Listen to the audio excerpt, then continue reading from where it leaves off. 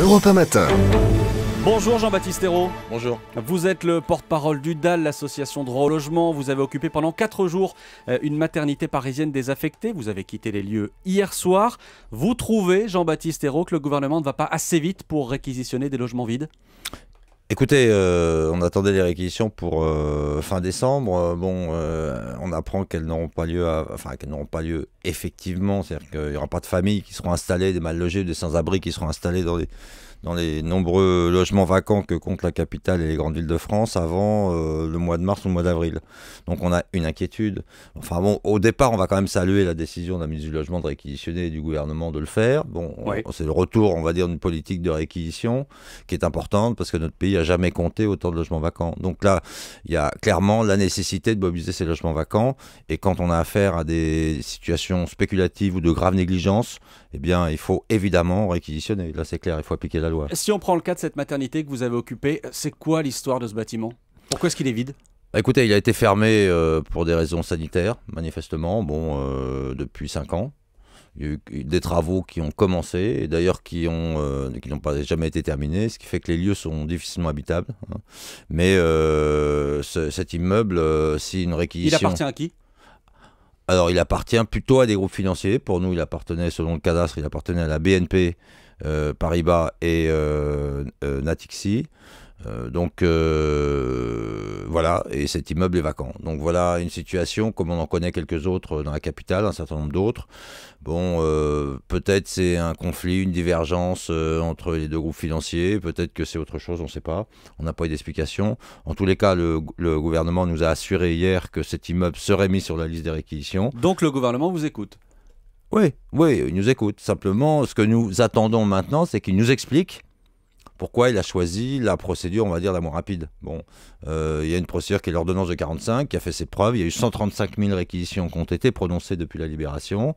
Elle aurait dû utiliser les deux procédures, c'est-à-dire celle qui est urgente, rapide, et qu'il y a des situations d'urgence que nous connaissons aujourd'hui avec des gens qui sont dans la rue, des personnes qui sont aux mains des marchands de sommeil et qui devraient être sorties le plus rapidement possible de leur logement et être logées conformément à la loi DALO, d'ailleurs, à la loi droit au logement opposable, par le préfet.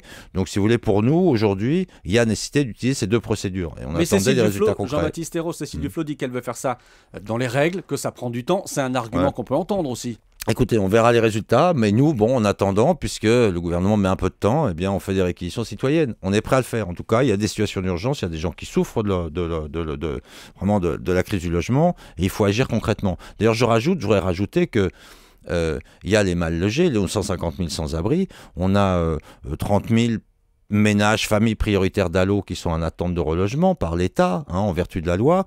Et puis on a aussi tous ceux qui souffrent aujourd'hui du logement cher. Donc il faut agir également sur cet aspect-là qui touche le plus largement. Aujourd'hui, les locataires en France ou les accédants à la propriété sont ponctionnés par la rente. Par le logement cher.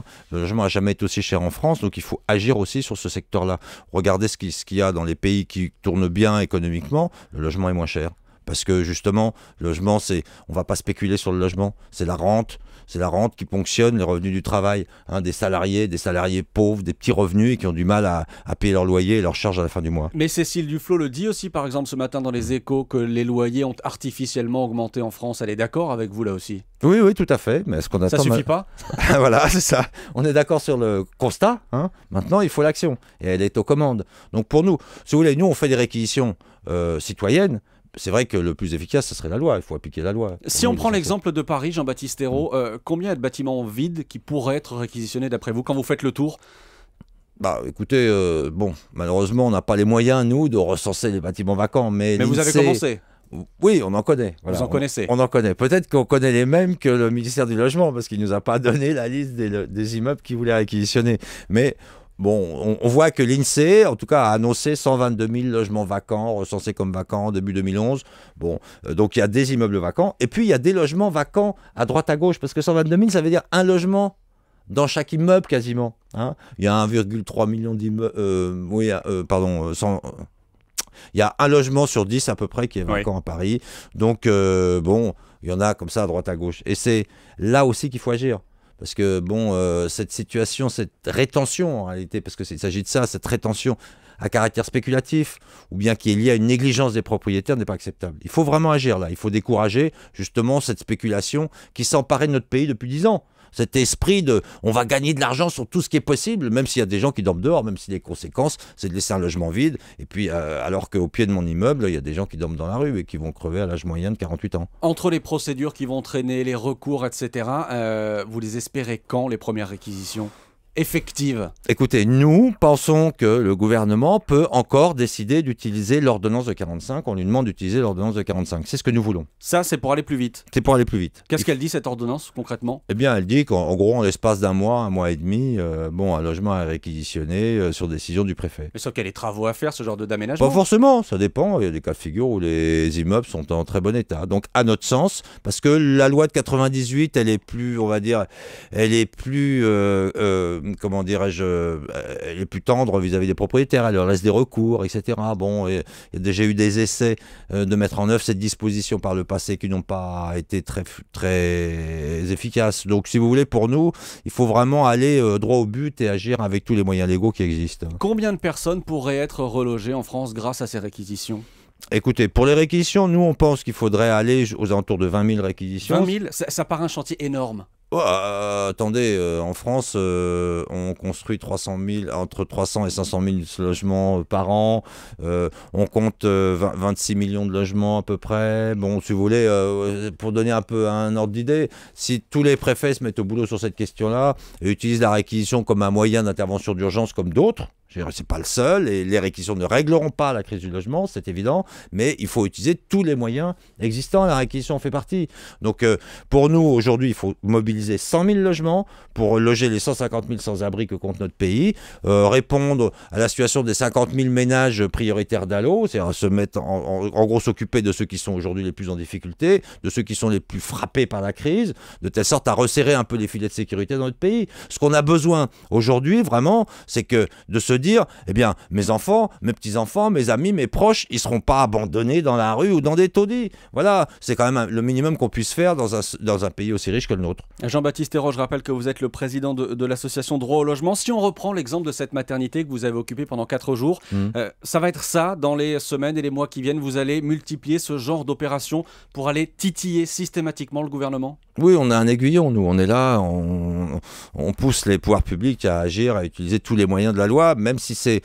Alors, ce qui est bien, c'est que là, on a un gouvernement, enfin, en tout cas, du côté de la ministre du Logement, qui a l'air de vouloir. Ce qu'on attend maintenant, c'est les résultats concrets. C'est-à-dire, il faut passer vraiment de la parole aux actes. Et c'est ça qu'on attend, c'est les actes concrets qui vont nous permettre de dire, bon, on avance dans notre société, ça y est, on sort un peu de cet égoïsme terrible qui s'est emparé de nos politiques publiques, qui consiste à finalement laisser les gens crever dans la rue ou dans des situations inacceptables. Une toute dernière question, si Cécile Duflot nous écoute ce matin, vous lui dites quoi? On lui dit, allez, il faut continuer, il faut accélérer, il faut vraiment... nous, ce qu'on voudrait, c'est que dans les 15 jours, les 3 semaines qui viennent, voir une ministre du Logement inaugurer une réquisition, installer des familles mal logées dans des logements vacants ou des familles sans logis, installées dans des logements vides, voilà, passer un petit coup de balai, là, Et on peut imaginer une photo, Cécile Duflot, Jean-Baptiste Ayrault, sur le perron d'un immeuble réquisitionné? Oui, pourquoi pas, mais enfin pour nous c'est pas l'essentiel. Pour nous l'essentiel c'est vraiment d'avancer au niveau des... Oui, bon on verra. Pour l'instant, attendez, nous on veut les actes concrets. On verra, dit Jean-Baptiste Ayrault. Merci d'avoir été notre invité ce matin sur Europe 1.